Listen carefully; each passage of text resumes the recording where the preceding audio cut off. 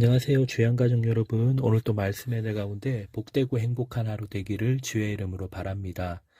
오늘의 쓴소리를 통해 배운다라는 제목으로 잠언 27장 1절에서 14절 말씀을 묵상하고자 합니다. 인생을 살아가면서 때론 듣기 싫은 조언을 들을 때가 있습니다. 하지만 이러한 쓴 조언들은 인생을 살아가는데 좋은 약과 같이 입에는 쓰지만 몸에는 좋은 영향력을 줍니다. 특히 하나님의 말씀의 조언이 그렇습니다. 오늘 하루도 말씀을 통해 병든 영과 잘못된 인생의 길을 돌이키는 하루가 되기를 주의 이름으로 바랍니다. 첫 번째로 우리가 살펴볼 것은 지혜로운 자의 일상입니다. 1절을 보면 내일 일을 자랑하지 말라라고 말할 수 있습니다. 본문은 내일 일을 자랑하지 말라고 했지만 예수께서는 내일 일을 미리 앞당겨서 염려하지 말라고도 말씀하셨습니다. 올 하루 동안에 무슨 일이 있을지 알 수 없기 때문입니다. 내일 일을 미리 자랑하지도 말고 내일 일을 미리 염려하지도 말고 그 모든 일을 하나님께 맡기라는 것입니다. 다만 우리가 할 것은 오늘 하나님을 섬기는 것입니다. 오늘 하나님께서 우리에게 맡기신 일에 충성하면 내일 주께서 오신다고 할지라도 영광 중에 주님을 만날 수 있기 때문입니다. 또 너 스스로 자신을 칭찬하지 말고 남이 칭찬하게 해야 합니다.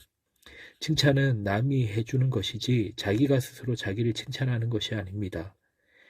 여기서 남이란 다른 사람을 두고 하는 말이지만 우리가 들어야 할 가장 중요한 칭찬은 하나님의 칭찬입니다. 나 스스로를 나를 칭찬하지 말고 하나님께서 나를 칭찬하게 하시기를 바랍니다. 그리고 내가 칭찬받는 것도 중요하지만 하나님을 칭찬하는 찬양과 찬사가 우리 입술 가운데 날마다 넘쳐나야 할 것입니다. 또 미련한 자의 분노는 돌이나 모래보다 무겁습니다. 미련한 자의 분노가 돌이나 모래보다 무거운 것은 미련한 자의 분노는 어떤 악행으로 변할지 알 수 없기 때문입니다. 울컥하는 마음에 무슨 일을 저지를지 모르니 돌이나 모래보다 무겁다고 하는 것입니다.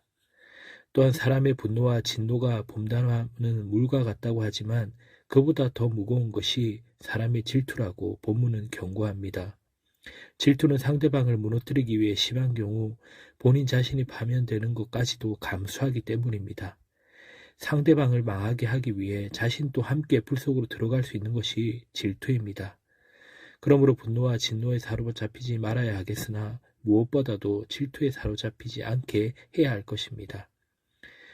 두 번째로 우리가 살펴볼 것은 진실한 친구의 경고입니다. 먼저 면책은 숨은 사랑보다 낫습니다. 숨은 사랑은 친구가 잘못하는 것을 보고 겉으로는 드러내지 못하고 속으로만 안타까워하는 것을 말합니다. 이렇게 속으로 안타까워만 하는 숨은 사랑보다 그 잘못을 지적하여 그로 하여금 회개할 수 있도록 돕는 것이 더 그를 사랑하는 것임을 말씀한 것입니다. 또 친구의 책망은 원수의 입맞춤보다 낫다고 합니다. 원수의 입맞춤은 그를 파멸로 인도하기 위해 유혹하는 것이지만 친구의 책망은 지금은 마음을 아프게 하여도 그를 복된 길로 인도하는 것이니 친구의 책망이 원수의 입맞춤보다 낫습니다. 9절은 이런 진심 어린 친구의 충고가 아름다운 향유와 향수보다 더 아름답다라고 말을 합니다. 마찬가지로 우리를 책망하시는 하나님의 말씀이 세상의 즐거움보다 낫습니다. 세상의 즐거움은 우리를 파멸로 인도하지만 하나님의 책망의 말씀은 우리를 영생으로 인도하기 때문입니다. 또 배고픈 사람은 쓴 것도 달게 먹습니다. 배부른 자는 꿀도 싫어하지만 배고픈 사람은 쓴 것도 달게 먹습니다.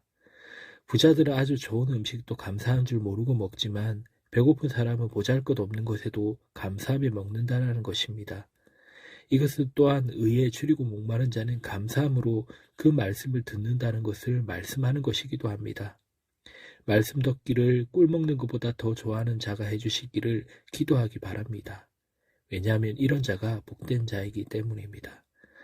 또 가까운 이웃이 먼 친척보다 낫다고 말을 합니다.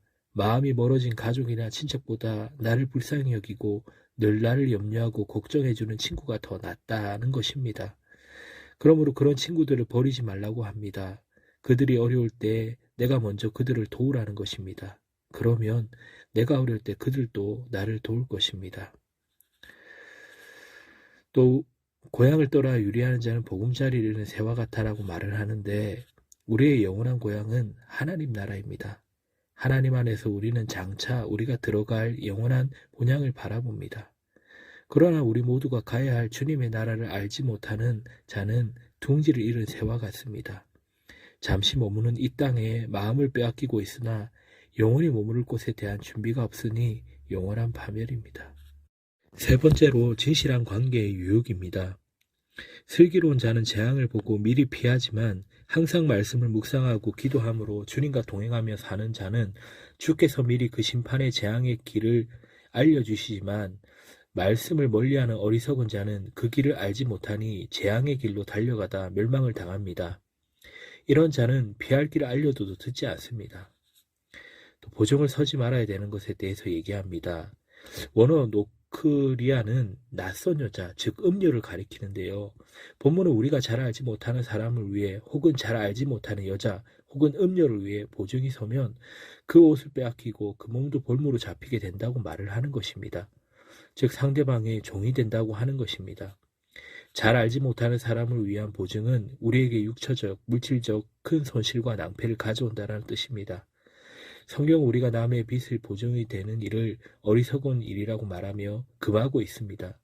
그러므로 구제할 마음과 힘이 있지 않다면 또 보증한 금액을 갚을 능력이 있지 않다면 남의 보증이 되는 것은 선한 행동일지도 모르겠지만 어리석은 행동이라는 것입니다.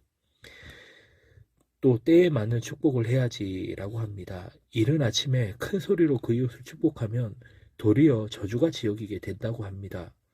이른 아침에 혹은 아침에 일찍 일어나서 큰 소리로 그의 이웃 혹은 그의 친구를 축복하는 것은 진심으로 여겨지지 않고 도리어 저주처럼 여겨집니다. 참된 사랑과 축복은 무례함이 아닌 예절 있게 표현되어야 할 것입니다. 하나님께서는 이사야를 통해 이스라엘 백성이 입술로는 하나님을 존경하나 그 마음은 그를 멀리 떠났다라고 말씀하셨습니다. 참 사랑은 무례히 행치 않으며 진심의 말과 행위로 나타나는 것입니다.